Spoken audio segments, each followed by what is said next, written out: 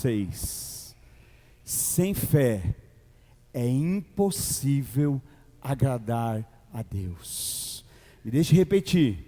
Sem fé é impossível agradar a Deus.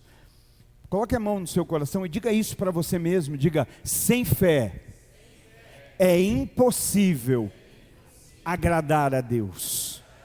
Me permita, diga para o irmão do seu lado, e não é acerca de uma performance, mas diga para ele: sem fé é impossível agradar a Deus. Agora vamos fazer bem bonito. Você vai falar para uma pessoa olhando nos olhos dela, tá bom? Um olhando para o olho do outro e dizendo: sem fé é impossível agradar a Deus. Agora deixa essa palavra enraizar um pouco em você. Deixa essa palavra criar raiz, aí pensa nela. Sem fé é impossível agradar a Deus. Senta, toma seu lugar, querido. Que Deus abençoe pela sua vida. É tão importante, nós precisamos compreender isso, que o escritor de Hebreus está falando que sem fé é impossível agradar a Deus. Ele está dizendo que não há como agradar a Deus sem fé. E ele ainda diz mais: é necessário que aquele que a Ele se achega. Hoje nós estamos aqui coletivamente nos achegando a Deus, de maneira coletiva. Ainda que de maneira individual, todos os dias nós nos acheguemos a Ele. Nesse momento de culto coletivo, como igreja do Senhor, nós nos achegamos a Ele. Mas o escritor diz: é necessário que aquele que a Ele se achega, reconheça que Ele existe. Olha o quanto é importante nós pensarmos nisso e deixar essa palavra enraizar o nosso coração. Sem fé eu não agrado a Deus. Mais do que nunca eu preciso crer que Deus existe. E ele ainda diz mais: reconhecer que Ele existe e que recompensa aqueles que o buscam. A nossa busca em Deus nunca é em vão, quando cremos que Ele existe e nos aproximamos dEle em fé. Porque eu digo isso? Porque podemos vir por um culto e dizer: Deus não falou comigo. Mas aí está a grande questão.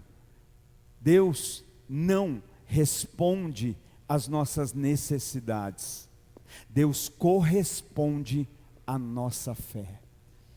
Quantas vezes nós não viemos por um culto cheio de necessidades, esperando por uma resposta de Deus, precisando de uma única e simples resposta, e às vezes não saímos daqui dizendo: Ele não falou comigo. Porque Deus não responde às nossas necessidades. Deus corresponde com a nossa fé. Deus interage com a nossa fé. E eu creio que se nós viemos aqui nessa noite, foi motivados pela fé, foi movidos pela fé, e estamos aqui como um povo de fé. Romanos capítulo 10 e verso 17, a palavra ainda diz que a fé vem por ouvir, e ouvir a pregação do Evangelho. Romanos 10 e 17, a fé vem por ouvir, e ouvir a proclamação da palavra de Deus. Você entende isso? Sem fé não agrado a Deus. É necessário que eu reconheça que Ele existe, que Ele recompensa os que o buscam. A fé vem quando eu ouço. É importante a gente dizer isso. Diga para você mesmo: a fé vem quando eu ouço, e ouço a palavra de Deus. Amém. Então a fé não vem quando eu falo, a fé vem quando eu escuto. A fé não vem por eu falar, a fé vem por eu ouvir, por nós ouvirmos Deus falar.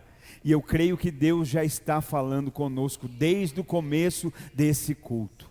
Ele é a razão para nós estarmos aqui. Não existe outro objetivo, não existe outro propósito para estarmos aqui que não seja ouvir Deus falar conosco.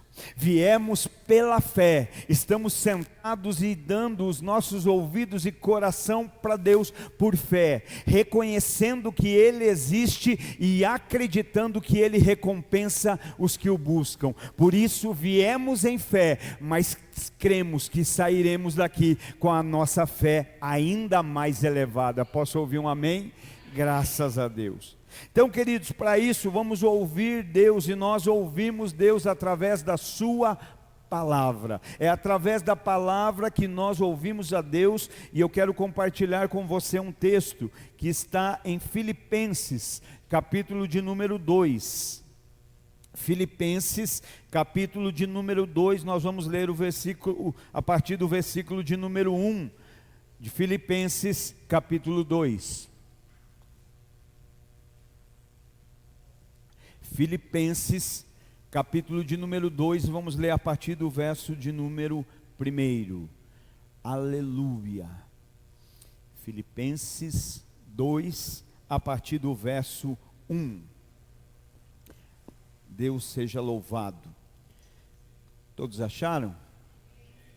Graças a Deus. Vamos lá. Se há, portanto, qualquer consolo em Cristo, se algum conforto de amor, se alguma comunhão no Espírito, se alguns entranháveis afetos e misericórdias, completai a minha alegria, para que sejais de semelhante pensamento, tendo o mesmo amor, sendo de um acordo, de uma mente, que nada seja feito por contenda, por vanglória, mas com humildade na mente. Cada um considere os outros melhores do que a si mesmo. Não atente cada um para as suas próprias coisas, mas cada qual também para as coisas dos outros. Amém? Até aqui por enquanto. Eu quero pedir para que você, por favor, olhe para mim, me dê sua atenção, me dê seu ouvido e o seu coração à palavra de Deus. Aqui nós estamos fazendo uma leitura, a carta que Paulo escreveu à igreja que se encontrava na cidade de Filipos. Aos filipenses, Paulo escreve. E essa igreja, Paulo implantou na sua segunda viagem missionária, mais ou menos por volta do ano 51 depois de Cristo. E essa, na verdade, foi a primeira igreja da Europa, a igreja em Filipos. E ela era composta, na sua maioria, principalmente, por gentios, ou seja, aqueles que não eram hebreus. Na própria cidade de Filipos, viviam poucos judeus.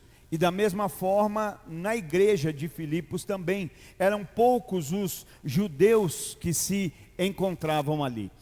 Quando nós lemos as descrições, as atribuições, os comentários de Paulo sobre esta igreja, nós vemos que ali as mulheres tinham um papel muito importante. Nós vemos ali sendo citada em Atos, Lídia, que era uma mulher da igreja em Filipos. Nós vemos no capítulo 4 de Filipenses, sendo citado ali Evódia e Sintique, duas irmãs na fé que pertenciam à igreja de Filipos. Nós também vemos que a igreja de Filipos era uma igreja generosa. Paulo fala acerca disso. Bem como também identificamos que a igreja de Filipos era uma igreja fiel a Paulo. Olha só, parece quase a igreja dos sonhos, Mas nós vamos observar que um problema se tornava cada vez mais evidente nessa igreja. Um problema se tornava cada vez mais notório no meio desta igreja que parecia tão bem. E sabe o que era? Era a desunião. A igreja de Filipos era uma igreja que era missionária do lado de fora, mas ela não era missional do lado de dentro. Ela se envolvia com o ID do lado de fora, mas ela não tinha intenção na missão do lado de dentro. Havia a desunião, havia a falta de unidade. E a raiz desse problema encontrado na igreja de Filipos não era diferente da raiz encontrada na igreja de Roma, que passava pelo mesmo problema. E a raiz era o quê? O egoísmo. Havia o egoísmo no meio da igreja. O que é o egoísmo? O egoísmo é o amor exagerado aos próprios interesses. É aquele que se importa apenas com os seus próprios interesses, a despeito do outro, a despeito dos outros. O orgulho, a presunção. Paulo cita no verso 3, aqui no capítulo que nós acabamos de ler, a forma como as coisas deveriam ser feitas. Ele começa a dizer no capítulo 6 como as coisas deveriam ser feitas, e ele diz assim: olha, que não seja feita por contenda. O que é contenda? Contenda é rixa, é discussão, é discórdia, é alteração. E se Paulo está falando para que não fosse feito assim, é porque isso havia ali. Ele também vai dizer, olha, que também não seja feito por vanglória. O que é vanglória, né? Vanglória é a vaidade. A vanglória é o convencimento, e nem sempre com fundamento na realidade, dos próprios méritos, das próprias qualidades, dos próprios talentos, ou seja, vaidade. Então o que Paulo estava falando não era sobre o fazer, mas sim como deveria ser feito. Como bons cristãos, nós temos facilidade para aprender o que precisa ser feito, mas talvez temos dificuldade de entender como se deve ser feito. Porque para Deus, mais importante do que o que se vai fazer, é como se faz. Paulo está dizendo, olha, que aquilo que forem fazer não seja por contenda, não seja por discussão, por rixa, por discórdia, que também não seja por vanglória, ou seja, por acreditar que é para si mesmo, que é pelo seu talento, que é pela sua qualidade, que é pelos seus dons, né? ou simples vaidade. E aqui no verso 4 então, ele faz uma séria advertência sobre o individualismo. Não basta estar perto, irmãos, nós precisamos estar juntos. Não basta estar do mesmo lado, não basta estar no mesmo lugar, nós precisamos estar debaixo do mesmo propósito. Sabe, Paulo está alertando no 4, olha, não atente cada um para as suas próprias coisas, mas cada qual também para as coisas dos outros. O que Paulo está dizendo não é para um cuidar da vida do outro, não é isso. Mas Paulo está dizendo, olha, não seja alguém individualista, que está pensando só no eu, que está pensando só no que quer, nos seus sonhos, nos seus planos, nas suas realizações, né? Então essa igreja, ela tinha muitas coisas boas, mas ela enfrentava um problema, uma dificuldade que talvez todos nós nos dias de hoje enfrentamos. Uma igreja que tinha várias qualidades e atributos para continuar crescendo e se mantendo no propósito de Deus. No entanto, havia um problema, um mal, uma enfermidade que os rodeava. Sabe, a gente precisa ser sensível a esse tipo de coisa. Quando eu falo, não falo apenas da igreja em si como comunidade tetelestai, eu falo como corpo. Eu falo como família que cada um de nós somos. Eu falo no casamento, na família. Você sabe, alguém já disse isso, que Jesus entra pela porta que nós abrimos, mas o diabo entra pela brecha que nós esquecemos de fechar. Jesus bate pedindo para entrar se estiver do lado de fora. O diabo não tem a mesma delicadeza. Se ele achar uma brecha, se ele achar, ele está rodeando, buscando a quem possa tragar. Era como se Paulo estivesse dizendo a este povo, olha, você acha que é difícil conviver com o fulano? Você acha que é difícil ter convivência com o ciclano? Olha, você que talvez está no meio da igreja aí, de partidarismo, dividindo a igreja em partidos. Olha, você que está no meio da igreja, vivendo de maneira individualista, egoísta. Porque, como eu disse, às vezes a gente só está ocupando o mesmo lugar no espaço quadrado, no espaço geográfico, e não foi para isso que Deus nos chamou. Então Paulo está dizendo, olha, para você que acha difícil se relacionar com os outros. Para você que até se relaciona, mas quando se relaciona para dividir. Para você que até está junto, mas está junto de maneira egoísta, de maneira individualista, né? Era como se ele estivesse dizendo: olha, para você que está desse jeito, você que está vivendo uma vida só de vanglória, só de vaidade, só busca fazer aquilo que é bom para você, que faz bem para você. Você que está aí considerando somente o que é lucro para você, sem se importar com os outros, sem se importar com nós, né? Você que está vivendo aí só para o eu. Sabe, eu quero dizer algo para você. Era como se Paulo dissesse: olha, eu quero dizer para você que há um antídoto para esse mal, há um remédio para esse mal, há uma cura para esse mal. Sabe, hoje nós precisamos entender que há como resolver o problema da vaidade, há como resolver o problema da individualidade, há como resolver o problema da contenda, do partidarismo, dos problemas de relacionamento. Se eu perguntasse aqui, quantos têm problema de relacionamento, irmãos?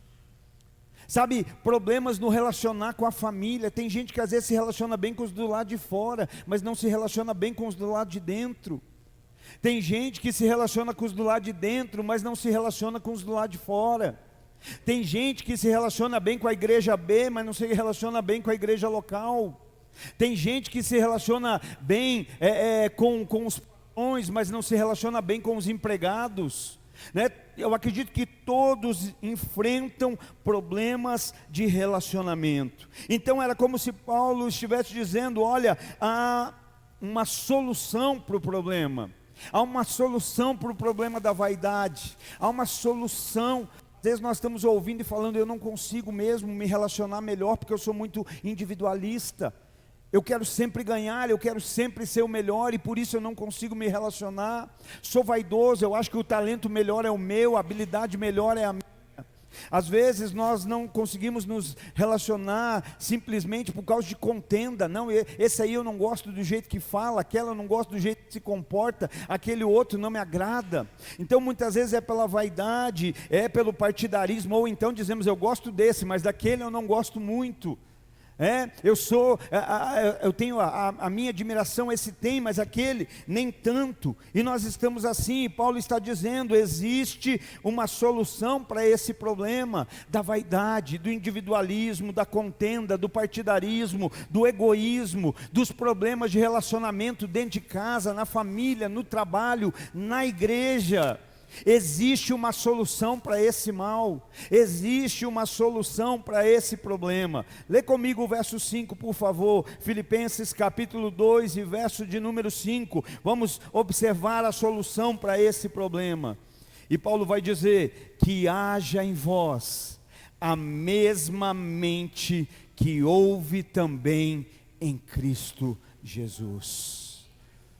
Olha aqui a solução para a vaidade, olha aqui a solução para o partidarismo, olha aqui a solução para o egoísmo, para o individualismo, olha aqui a solução para todos esses problemas: que haja em nós a mesma mente que houve em Cristo Jesus. A minha versão King James diz mente, algumas versões dizem sentimento. Eu ainda acho maravilhoso mente, porque mente tem a ver com pensamento, tem a ver com entendimento, tem a ver, às vezes, porque quantos cristãos às vezes dizem: eu não senti de fazer. A Bíblia não nos leva a sentir, a Bíblia traz entendimento. A Bíblia não nos manda fazer por aquilo que sentimos, a Bíblia nos manda andar por aquilo que sabemos, porque cremos. Chacoalha o irmão e diz para ele aí: é por aquilo que sabemos. Isso, é por aquilo que sabemos, é por aquilo que entendemos, né?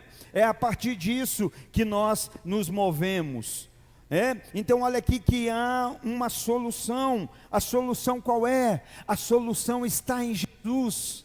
A solução está em olharmos para Jesus, e mais do que olharmos, imitarmos a Jesus. Deixa eu fazer uma pergunta para você, irmão, com todo carinho e respeito. O ser humano tem dificuldade em imitar? O ser humano tem dificuldade em imitar? Não. O ser humano imita os ídolos, os astros, os jogadores de futebol, os artistas, não é isso? Talvez nós só temos dificuldade de imitar quem nós deveríamos imitar. Aonde está a solução para tudo isso?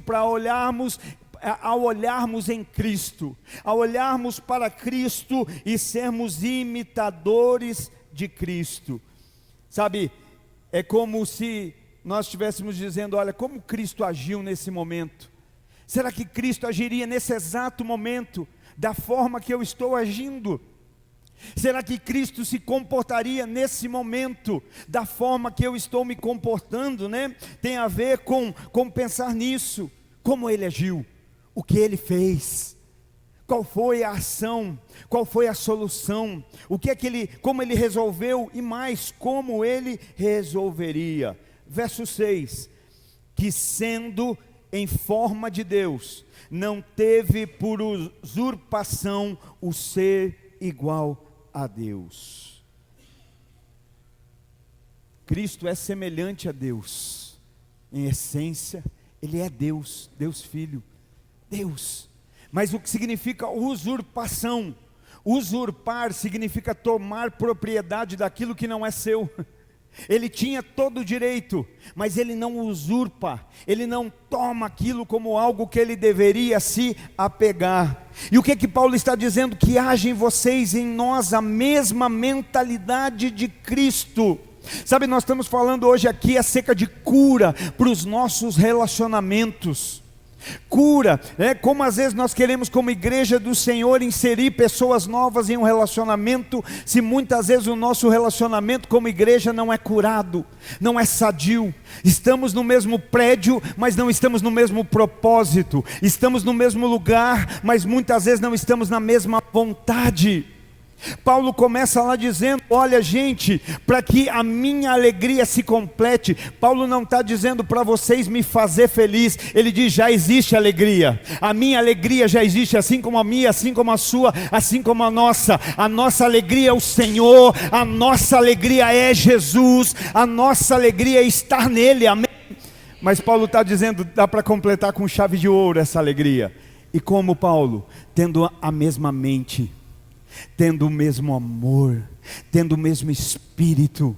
Sabe, é fácil esse relacionamento? Não, se cada um de nós partimos da nossa mentalidade, não é. Mas Paulo não diz, vivam esse relacionamento, cada um pensando da forma que quiser. Mas ele diz, o Cristo pensou, tenham a mentalidade de Cristo. Sabe, isso muda todas as coisas na nossa vida. Ele podia se apegar a isso, mas ele não se apegou. Ele não usurpou o direito de ser igual a Deus. Não tomou à força algo, Para quê? Ele podia tomar para dizer, eu reivindico os meus direitos. Quando é que a gente fica cabisbaixo? Quando é que a gente fica triste? Quando é que a gente fica abatido? Quando a gente acha que os nossos direitos foram feridos. Quando a gente acha que os nossos direitos foram violados. Aí a gente é vítima.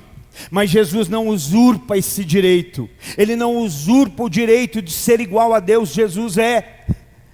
Ele é Deus, Deus Filho. Mas Ele não usurpa isso para tomar a força do direito. Pelo contrário, Ele abre mão. Ele se esvazia. Sabe, se nós queremos ver transformação nos nossos relacionamentos interpessoais, sejam eles no lar, na igreja, no trabalho, seja onde for, nós precisamos olhar para Jesus e imitá-lo. Será que Jesus ficaria esperando que o próximo fizesse algo para que ele dissesse, aí agora tudo bem? Porque é exatamente isso que nós estamos fazendo. E muitas vezes mesmo quando os outros baixam a guarda e vão para o nosso lado, nós continuamos usurpando uma posição que Deus nunca nos deu. Tomando uma posição que Deus nunca nos disse, essa é a sua posição. Não. Então, se queremos ver nossa transformação no relacionamento familiar, na igreja, no trabalho, aonde nós vivemos, nós precisamos olhar para Jesus e imitá-lo. O que é que nós queremos dizer? O que é que nós falamos sempre? Nós queremos que os outros vejam Jesus em nós. Jesus em nós, quando nós o imitá-lo. Quando nós estivermos imitando a Jesus, quando a nossa caminhada for de, Paulo nos diz isso, sede meus imitadores, como eu sou de Cristo. Se hoje fosse por imitação, quem as pessoas viriam nas nossas vidas? Se fosse pela imitação que nós temos, pelo comportamento, pela ação, quem as pessoas veriam em nós? Paulo está dizendo, olha, tem solução, há remédio. Esse mal estava dentro da igreja, ele não está falando de fora, ele está falando lá de dentro, e ele está dizendo, olha, tem solução. Então entenda isso, Jesus não toma uma posição para ter os seus direitos respeitados. Eu sou Deus, eu sou filho do Altíssimo, vocês têm que me respeitar. Não, pelo contrário, Jesus se esvazia para viver em respeito com os homens, para viver em olha, você está entendendo? Jesus se esvazia para viver em semelhança. A gente quer estar por cima e dizer, tem que vir me pedir perdão de joelho, tem que clamar pelo relacionamento com Jesus. Se esvazia, e a minha Bíblia diz para quê? Para se tornar semelhante aos homens. Ele não se apega a algo para dizer, eu tenho o direito de ser tratado diferente. Eu abro mão para viver de maneira semelhante com vocês, em respeito ao meu relacionamento com vocês. Eu abro mão, abrir mão daquilo. Olha o que ele diz, verso 7, mas fez-se sem reputação. Algumas versões dizem, se esvaziou. Deixa essa palavra ecoar hoje. Se esvazie. Nós precisamos nos esvaziar. Sabe, quando nós nos esvaziarmos, nós vamos ver um mundo diferente ao nosso redor.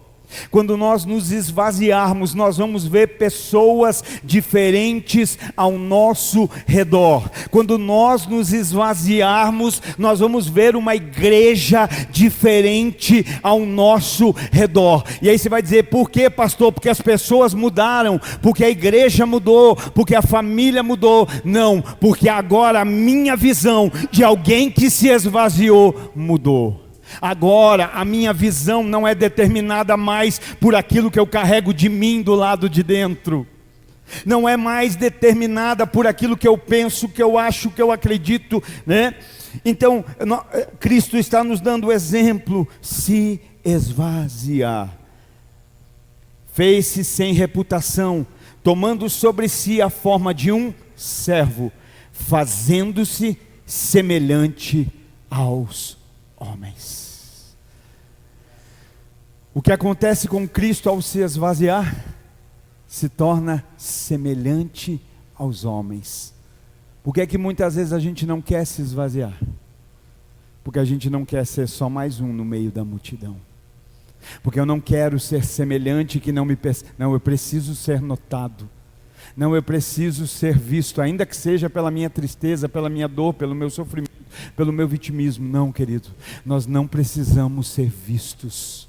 Não é à toa que Paulo diz, já não vivo mais eu, mas Cristo vive em mim, e a vida que agora vivo, a vivo na fé no Filho do homem que me salvou. Como Cristo vai conseguir viver na vida de alguém cheio de si mesmo? Como Cristo vai poder se manifestar na vida de alguém cheio de si mesmo? Lembra que eu falei aqui na quarta? Se não foi na quarta, foi na outra quarta. Se não foi na quarta, foi no domingo. Se não foi, foi um dia desses. O véu se rasgou. Lembra? O véu se rasga de cima para baixo. Se o véu se rasgasse de baixo para cima, era alguém querendo entrar. O véu se rasgou de cima para baixo. Então, de baixo para cima, alguém querendo entrar. De cima para baixo, alguém mudando de lugar. Alguém procurando uma nova habitação, uma nova morada. Mas como o Espírito Santo vai poder fazer morada em um lugar cheio? Como o Espírito Santo pode ser, quando a gente caminha cheio, o Espírito Santo, se quiser, o máximo é uma visitinha de vez em quando. Mas eu não tenho lugar para você. Já viu a sogra quando visita? passa o dia, mas quarto de hóspede não tem. O que o Espírito Santo espera não é um lugar para Ele visitar quando a gente quer. O que Ele quer é fazer morada. Tenta habitar um quarto, uma casa cheia de quinquilharias, cheia de coisas. Não tem como. Então, é como habitar num ambiente cheio de si mesmo. Sabe, Jesus, Ele é igual a Deus na mesma essência. Mas Ele se faz sem reputação. Ele se esvaziou. Hoje, quantos crentes que não... Olha, o mundo diz que eu sou isso. Fico feliz. E Deus o que diz? E Deus o que pensa? Do que adianta ter reputação diante do mundo e ser desconhecido diante de Deus? Do que adianta ter fama, porque reputação significa isso, fama, renome, né? Ser reconhecido. Do que adianta ser reconhecido pelo mundo e ser um estranho diante de Jesus? Sabe, e o que é lindo aqui, que Jesus se faz sem reputação. Não sei se você entende isso, ou se a sua versão diz se esvaziou. Ninguém esvaziou, Ele se esvaziou. Jesus se esvaziou. Entenda isso, Ele não foi esvaziado. Não foi alguém que chegou e furou o ego e dizendo, olha, tem que ser, que tinha uma época que eu aprendi isso, que tinha que furar o nosso ego. Não é alguém nos esvaziar, é nós mesmos decidimos nos esvaziar. Porque Cristo não está preocupado com o que fazemos, mas sim por que fazemos. Eu me esvaziei também, me enfiaram uma agulha desse tamanho que não tinha como me esvaziar. Mas pensa, quando você decide, eu vou me humilhar. Eu vou abrir mão, né, de ter esse reconhecimento, abrir mão dessa reputação. Então, Ele não foi esvaziado. Por quê? Porque ninguém poderia fazer isso. Mas Cristo escolheu se esvaziar. Ninguém tirou a reputação de Cristo. Ele se fez sem reputação. Talvez eu estou falando e você fica me olhando, pastor, mas eu não ligo para a reputação. Será? Será que é isso que as nossas mídias sociais dizem? Será que é isso que os nossos relacionamentos interpessoais diriam? Que nós não ligamos para a reputação, que nós não ligamos para a fama, que nós não ligamos para o reconhecimento? Jesus se faz sem reputação.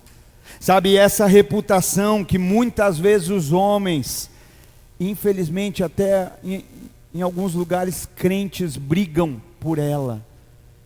Pelo reconhecimento, pelo nome, para se manter, mas Cristo abre mão dela. Cristo abre mão da reputação, Cristo abre mão da fama, Cristo abre mão do reconhecimento. E o que é que Paulo nos ensina? Que haja em vós o mesmo pensamento, sentimento, mente que houve em Cristo Jesus. Sabe o que Paulo está dizendo? Se esvazie, abra mão da reputação, abra mão da fama, abra mão do reconhecimento, abra mão da notoriedade. A gente fala isso, para mim não importa, mas quantas vezes nós podemos correr o risco de fazer algo para Deus esperando um reconhecimento? E quando ninguém reconhece, a gente desanima. Então, querido, se você faz algo para Deus e desanima quando o eu não reconhece, deixa eu te dar um recado: você não está fazendo para Deus, você não fez para Deus. Porque se fazemos para Deus, ainda que não seja problema elogiar, e que nós sejamos uma igreja generosa, uma igreja fiel, uma igreja que reconhece. Quando alguém faz, elogia mesmo, porque ninguém aqui é tão imaturo que vai se desviar por causa de um elogio. Então não tem problema da gente elogiar, mas que também quando não vier, você saber, eu estou fazendo é para Deus, eu estou fazendo é para o Senhor. Do Senhor venha. Sem fé é impossível agradar a Deus. É necessário que aquele que dele se aproxima reconheça que Ele existe e que Ele recompensa aqueles que o buscam. Mas eu fiz e ninguém reconheceu, mas Ele reconhece. Mas eu fiz e ninguém recompensou, mas Ele recompensará. A recompensa vem dEle. Na verdade, quanto mais nós nos esvaziamos, menos nós queremos aquilo que pode vir dos homens. quanto mais nós nos esvaziamos, menos aquilo que os homens fazem ou deixam de fazer nos fere. Quanto mais vazios nós estivermos de nós mesmos, menos aquilo que os homens fazem vão nos ferir. Então veja, se queremos ter relacionamentos saudáveis, precisamos olhar para Jesus, e ao olhar para Ele, nos esvaziar muitas vezes da soberba.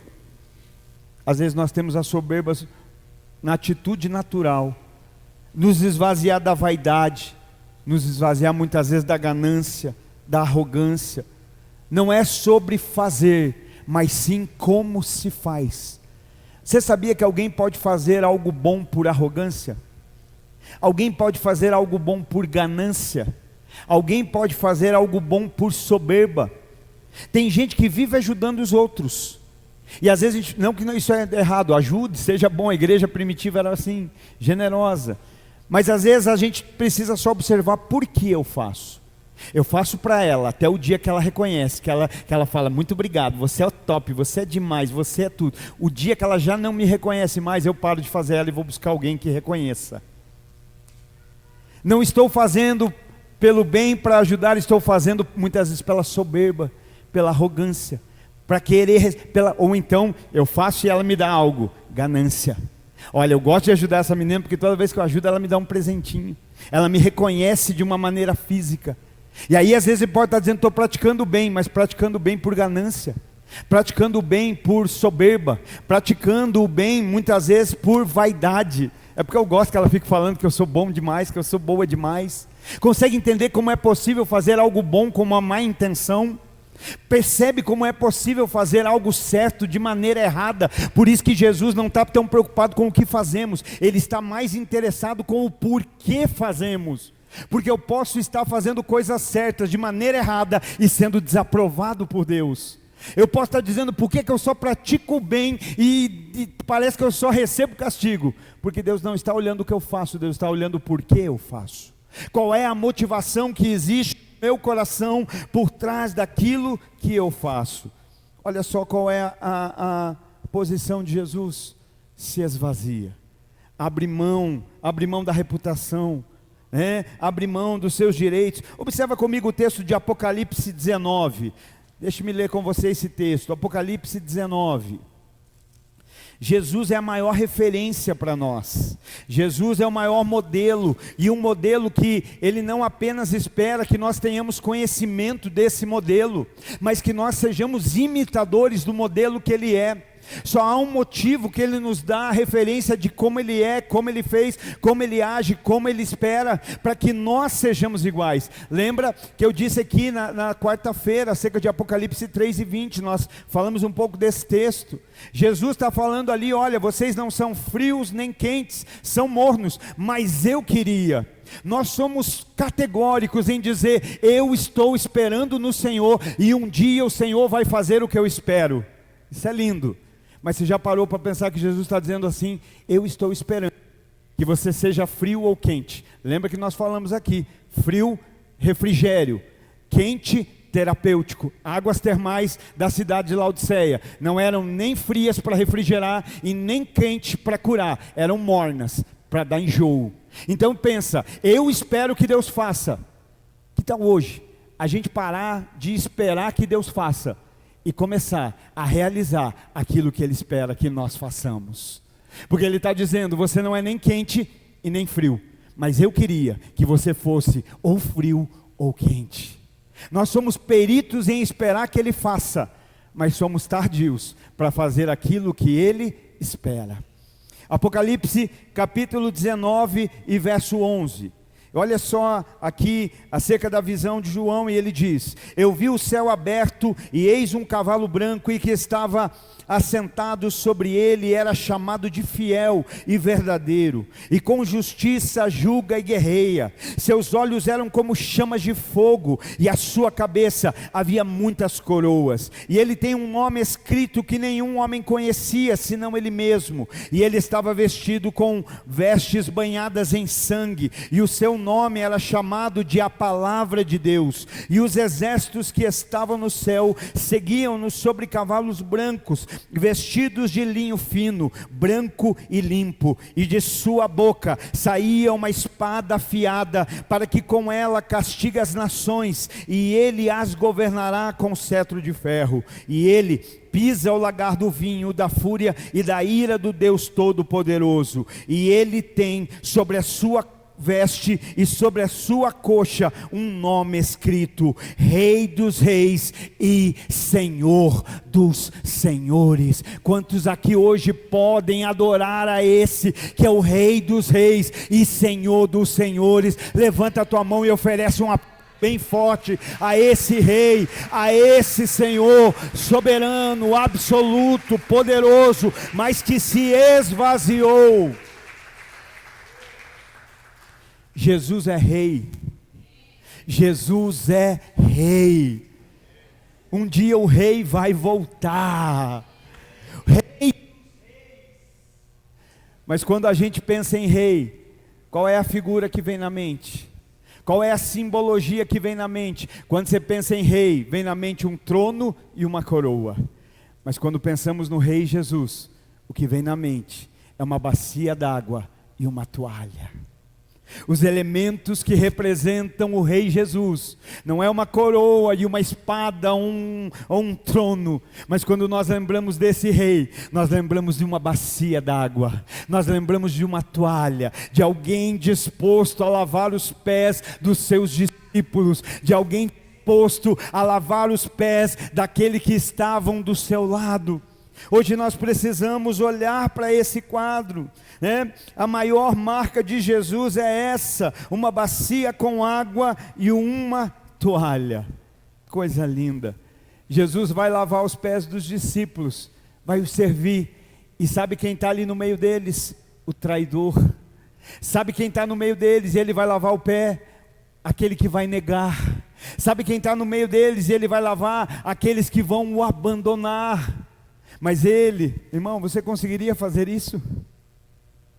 Lavar os pés de quem vai te trair, lavar os pés de alguém que no momento mais crucial da tua vida vai te abandonar, lavar os pés de alguém que no momento mais decisivo da tua história vai negar que te conhece. Já tem gente sentindo tremedeira, vontade de matar, de torcer pescoço. Lavar pé eu não lavo, mas eu torço o pé. Pelo menos o dedinho eu quebro. Pelo menos uma unha eu vou. Mas alguém vazio consegue servir até aquele que lhe trai. Alguém que decidiu não ter reputação consegue servir até aquele que vai negar que o conhece. Alguém que abre mão de si mesmo consegue servir até aqueles que irão o abandonar. Jesus serviu, e não apenas serviu aqueles que eram dignos, porque às vezes nós somos bons de servir, mas eu já linko quem eu quero servir. Jesus serviu os indignos, Jesus serviu os doentes, Jesus serviu os fracos, Jesus serviu os pobres que não poderiam lhe dar nada em troca. Jesus serviu até mesmo aqueles que depois iam dizer: crucificam, crucificam. Nós escolhemos Barrabás, mas ele os serviu. Sabe o que nós aprendemos com isso, querido? Que se nós queremos resolver os nossos conflitos e os nossos problemas nos relacionamentos, nós precisamos parar de querer ser servidos e servimos. Queremos ser imitadores de Cristo aqui, mas não aqui. Queremos ser imitadores de Cristo com a palavra, enquanto falar é fácil. Mas Cristo vai dizer: eu não vim para ser servido, eu vim para servir. Eu sirvo o traidor, eu sirvo o que vai me abandonar, eu sirvo o que vai me negar, eu sirvo até aquele mesmo que vai escolher que eu seja crucificado. E hoje nós dizemos ser imitadores de Cristo, mas estamos muitas vezes nos relacionamentos, dentro de casa, na família, na igreja, no trabalho, esperando que os outros nos sirvam, e pior, ainda usamos a máxima de que por sermos cristãos, deveríamos ser servidos. Mas o nosso maior exemplo, Cristo, não veio para ser servido, veio para servir. Aonde nós encontramos base para isso? Deveria me servir. Não, eu estou aqui para ser imitador do meu Cristo. Ah, mas esse aqui está falando de mal de mim. Cristo deixaria de servi-lo por isso? Esse aqui me criticou. Cristo deixaria de servi-lo por isso? Esse aqui não concordou comigo. Cristo deixaria de servi-lo por isso? Sabe, nós precisamos refletir. Precisamos parar de querer ser visto como o centro das atenções. Sabe quem mais se fere? É quem acha que é o centro de todas as coisas. Quando a gente quer estar no centro, quer ser o centro das atenções, porque uma pessoa que só pensa no eu,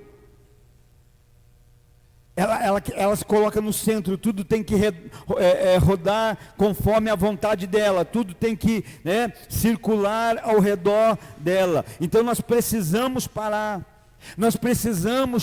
de olhar, ou melhor, nós precisamos olhar menos para o eu e passar a olhar mais para o nós. Tem coisas que só para o eu vai ficar muito legal, irmão. Tem coisas que hoje eu podia não fazer porque alguém me fez algo e eu estou triste por isso, e eu não vou fazer. Isso seria bom para o eu. Mas quando eu penso que o nós perderia, você está me ouvindo? Chateadinho eu podia dizer não vou fazer porque alguém me chateou, alguém feriu o eu. Mas quando eu deixo de fazer, o nós perde. E eu estou procurando olhar menos para o eu e mais para o nós. Que nós vamos participar da ceia, e o que Paulo fala acerca da ceia, que Cristo na noite em que foi traído, pegou o pão e partiu. Quem foi traído? Só que ele foi traído e não olhou para o eu, porque se ele olha para o eu, ele não servia pão para ninguém, ele não iria partilhar nada com ninguém, aquela mesa, não teria pão, não teria ceia, não teria fortalecimento. E a gente, muitas vezes porque olha para o eu, não se importa com o nós. E hoje Deus está dizendo, pare de olhar para o eu, comece a olhar menos para o eu, e comece a olhar mais para o nós. Mas olha como é o nosso pensamento individualista. Mas como fica se eu parar de olhar para o eu e começar a me preocupar mais com os outros? Primeiro, querido, que quando nós estamos encarregados e envolvidos em fazer a vontade do Pai, descansa, porque Ele olha por você. Mas só observe algo interessante: quando você decide olhar para 5, deixou de olhar para você e começou a olhar para 5, qual é o resultado? Agora tem 5 olhando por você. Antes era eu olhando para o eu. Tá entendendo que não é olhar para cuidar da vida dos outros, não é olhar para dar palpite, é olhar, isso aqui que eu vou fazer sozinho, para mim pode dar nisso, mas se eu mudar, tem coisas que nós fazemos e ganhamos. Ganhariam, está indo e vindo, não sei se é a bateria, todos ganhariam. Então nós precisamos ficar. Me dá o Shuri, se puder, fazendo. Aleluia. Então, o que nós precisamos hoje, parar um pouco de olhar para o eu. Obrigado, Deus abençoe. Parar de olhar, só não tire minha camisa, só o microfone. Precisamos olhar menos para o eu.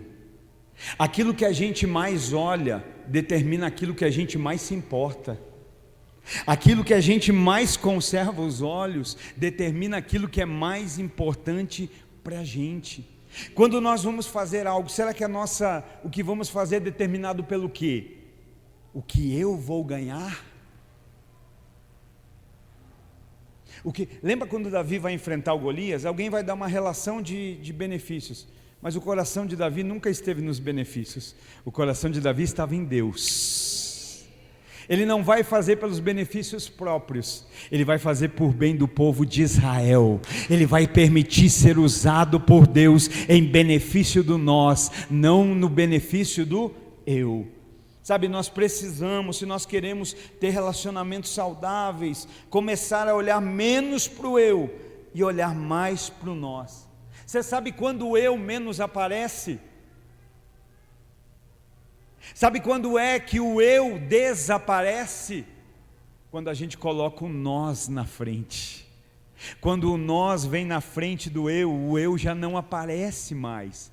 E se tem um que deva aparecer aqui, querido, que deva aparecer na vida dos crentes, dos cristãos, daqueles que entregaram a sua vida a Jesus um dia, se tem um que deva aparecer, é um único, e ele se chama Jesus Cristo.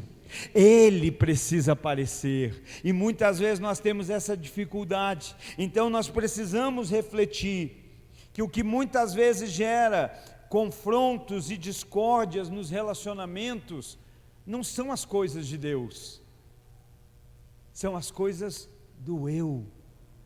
Muitas vezes nós temos dificuldade de nos relacionar. Você já pensou o que é isso aqui, irmão? O que era a ceia? A ceia não era sobre o que se comia.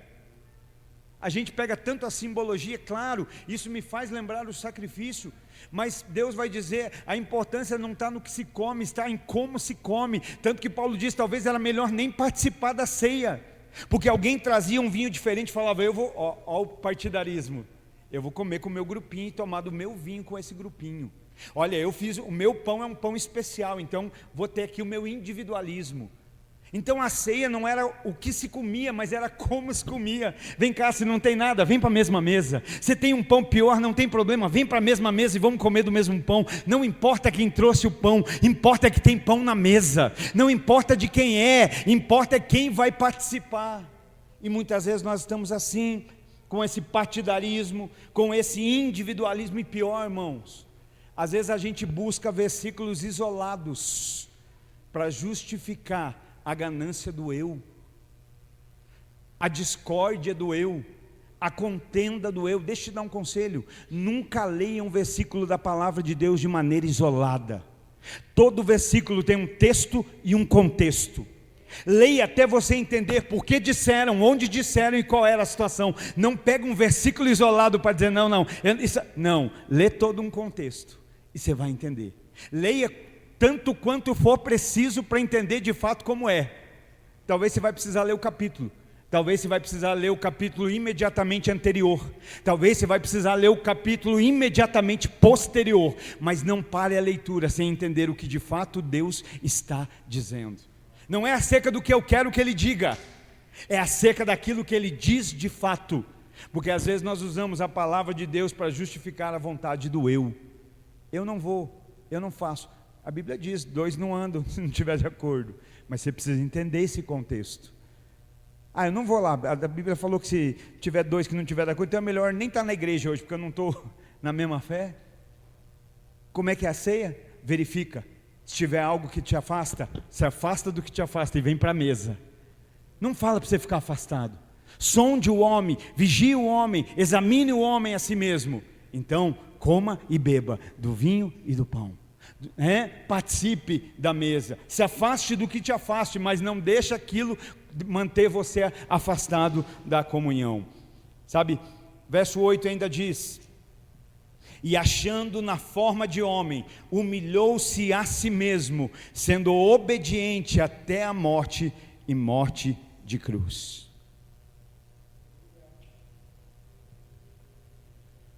Que haja em nós o mesmo pensamento, o mesmo sentimento, a mesma mentalidade que houve em Cristo. Não se apega a algo para brigar por direitos, mas se esvazia para se tornar semelhante. Se esvaziou, abre mão da reputação, e aqui ainda vai além. O que é que o verso 8 diz? Jesus se humilhou. Humilhou-se, o texto diz. Sabe por quê? Porque ninguém tem capacidade ou poder para humilhar a Cristo. Cristo se humilhou. Ele se humilhou a si mesmo. E o texto ainda diz, né? Sendo obediente até a morte, e morte de cruz.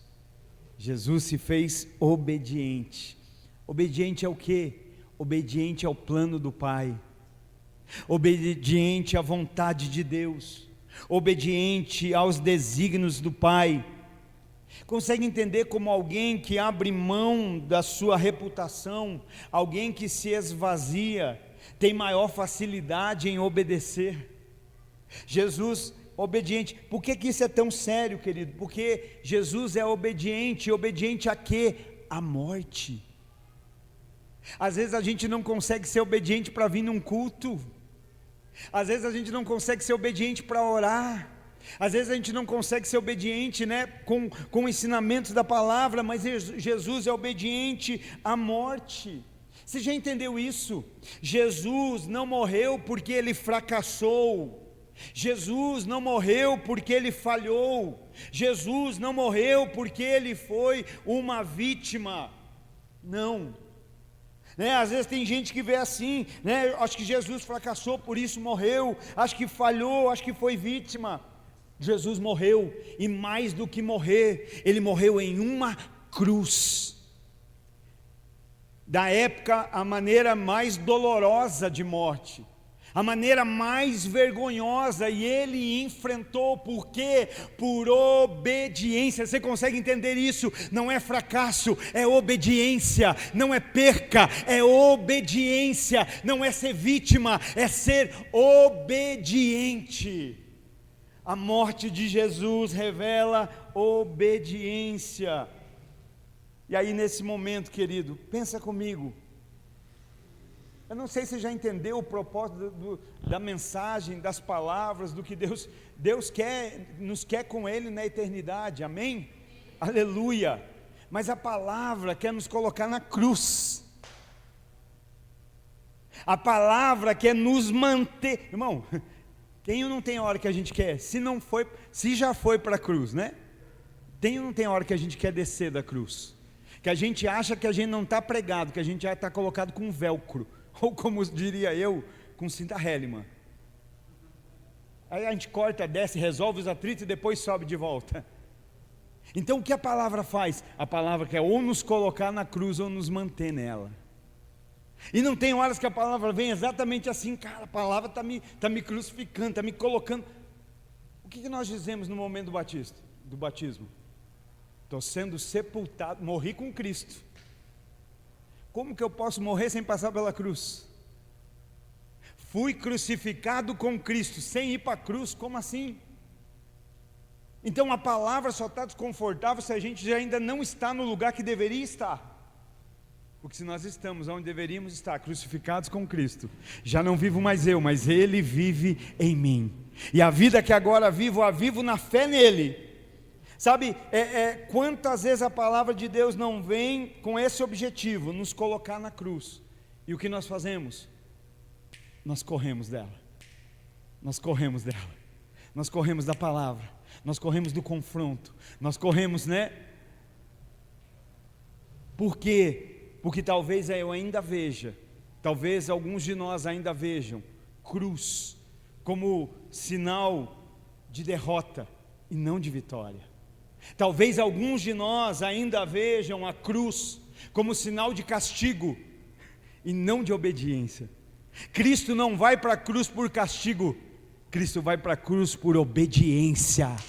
Cristo não vai para a cruz para ser derrotado, Cristo vai para a cruz por ser vitorioso.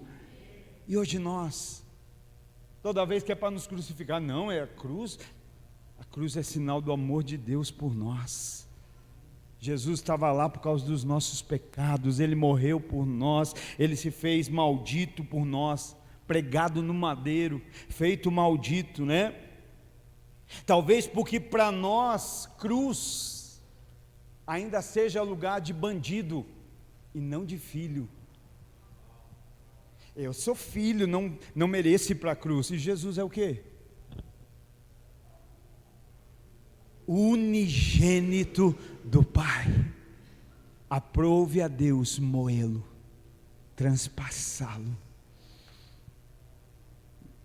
Talvez hoje a gente ainda olha para tudo isso com esse olhar, não, cruz, não, castigo, não, ele foi por obediência.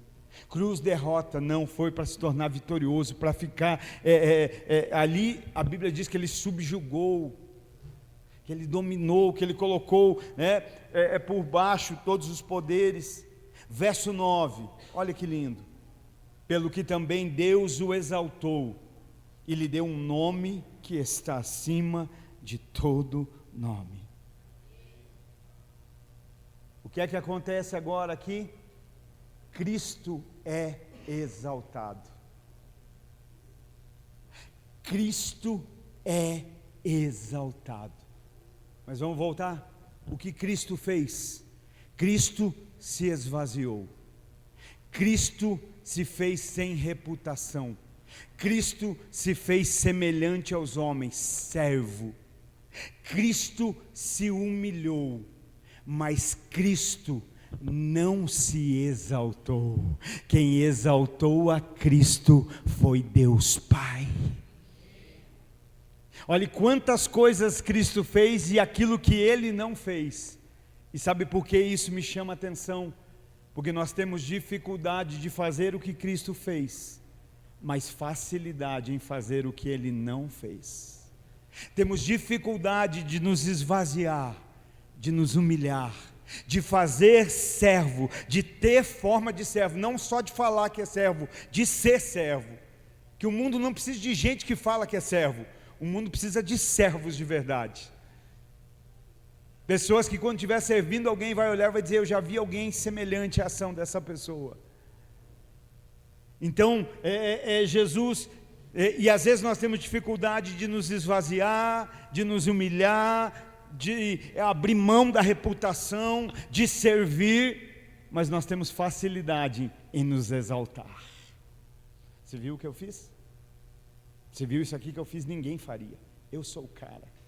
Quantas vezes eu ouço essa frase, e essa frase traz tristeza ao meu coração.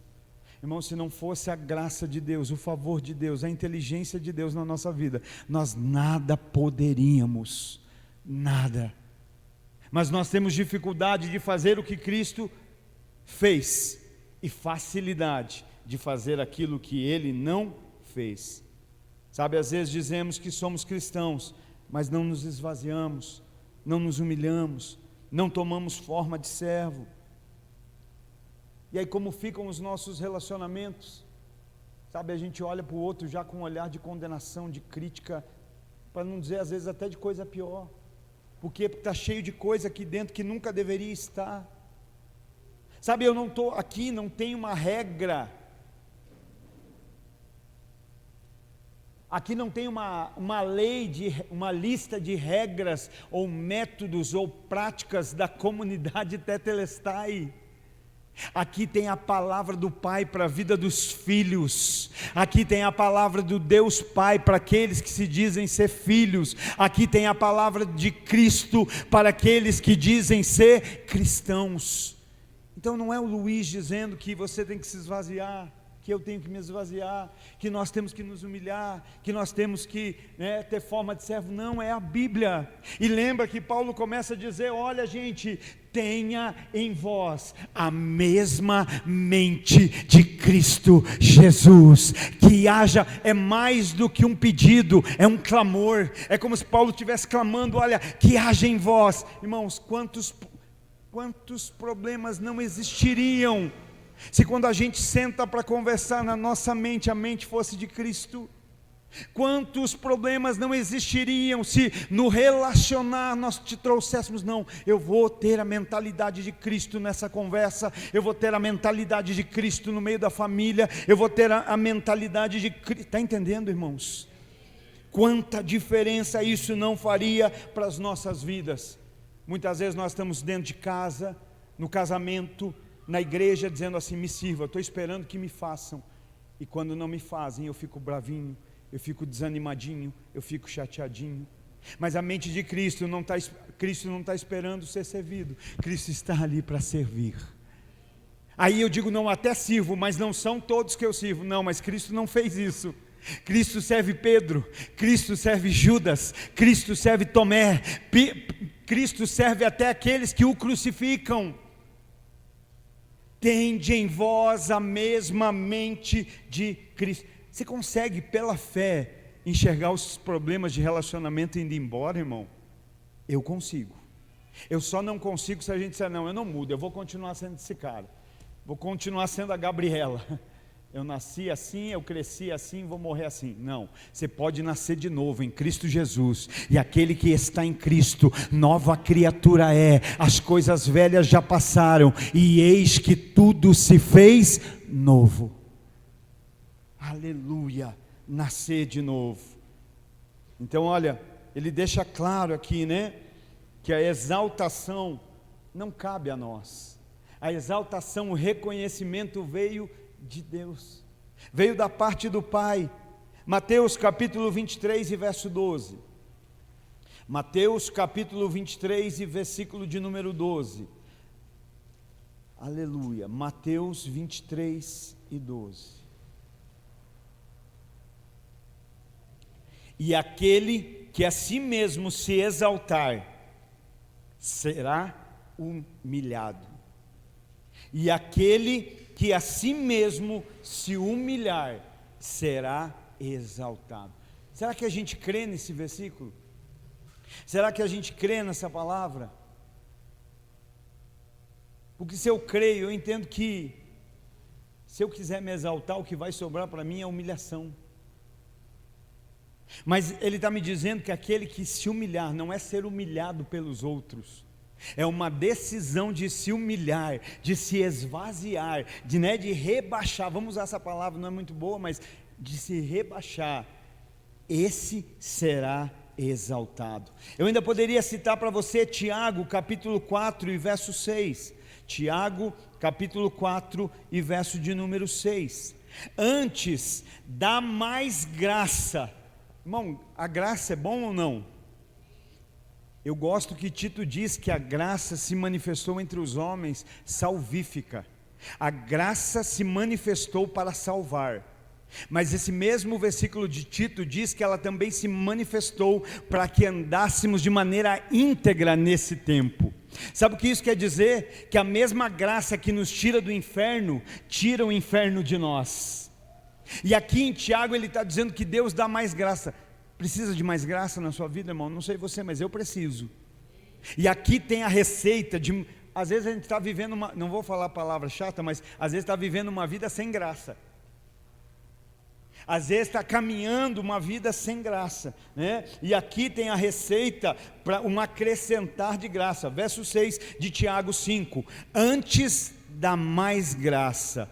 Portanto ele diz: Deus resiste aos orgulhosos, mas dá graça aos humildes.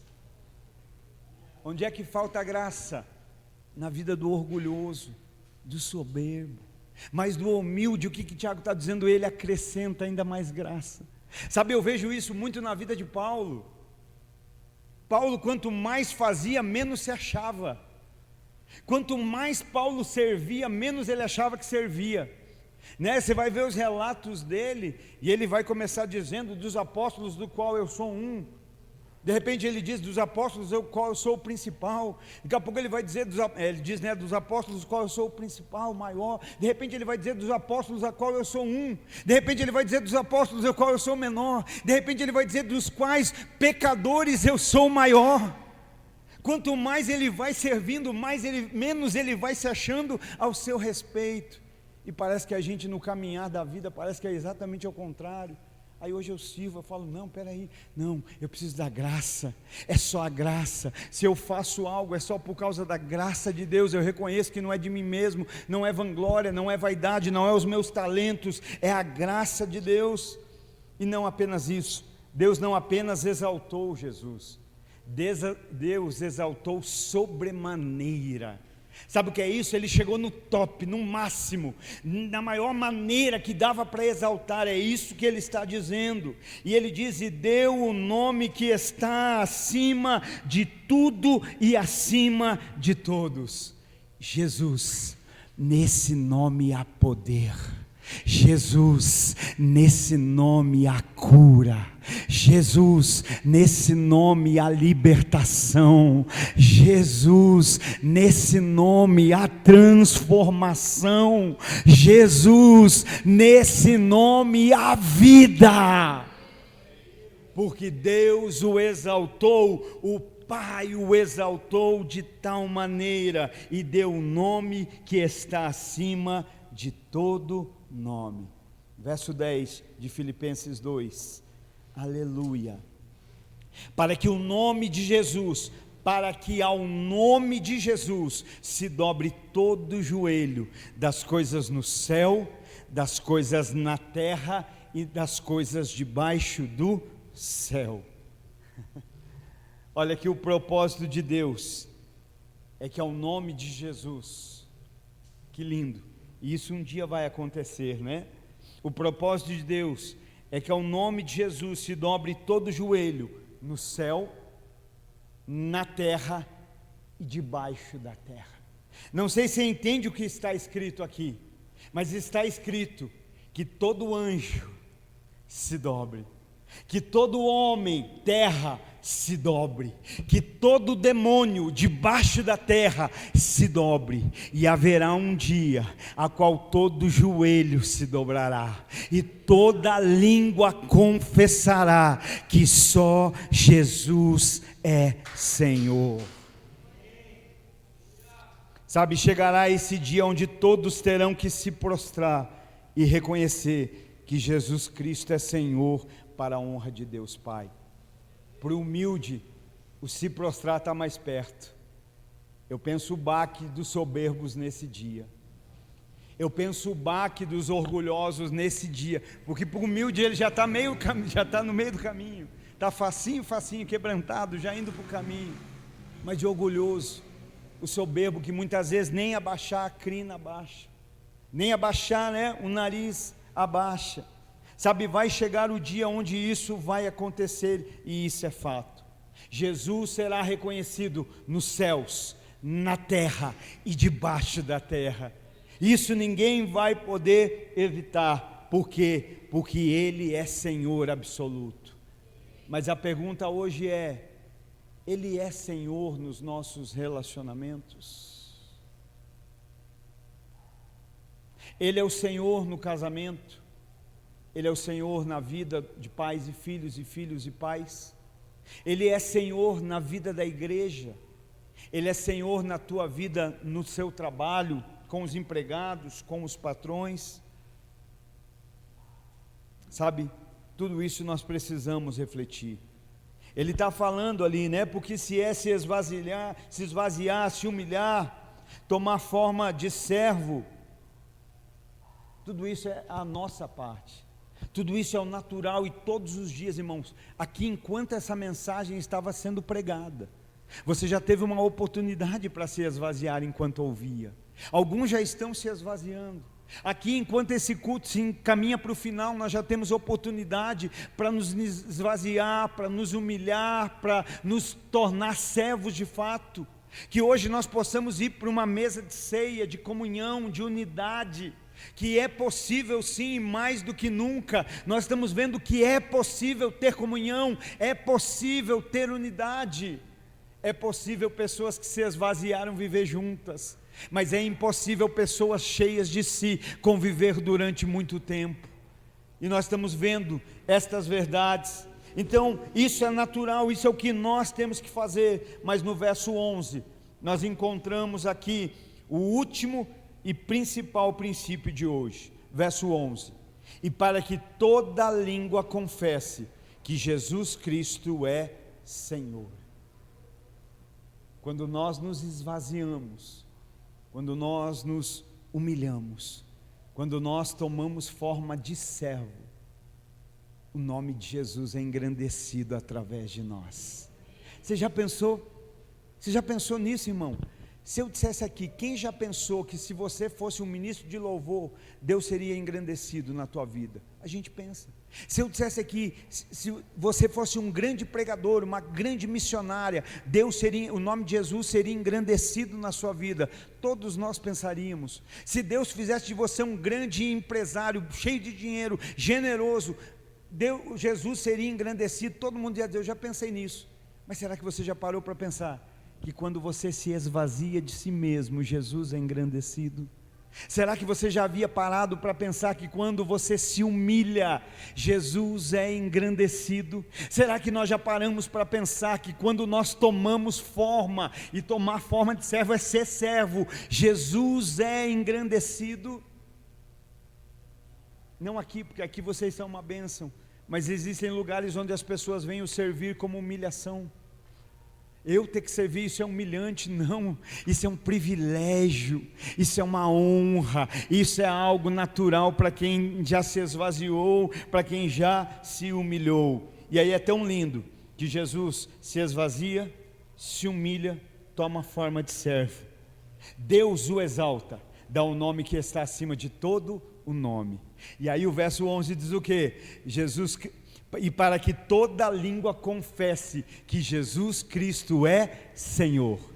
E aí pensa, diante de Jesus, todo mundo confessando, tu és Senhor, Ele é Senhor, só Ele é Senhor, Jesus Cristo é Senhor, exaltação. Mas o que é que Jesus faz? Ele pega essa glória e devolve para quem merece, e que toda a glória seja para o Deus Pai. Olha a caminhada de alguém que se esvaziou, quando vem não é para mim, é para Ele, é dele, por Ele e para Ele são todas as coisas. Jesus fez e o faz para a glória do Pai, para que o Pai seja tudo em todos. Fica de pé, por favor.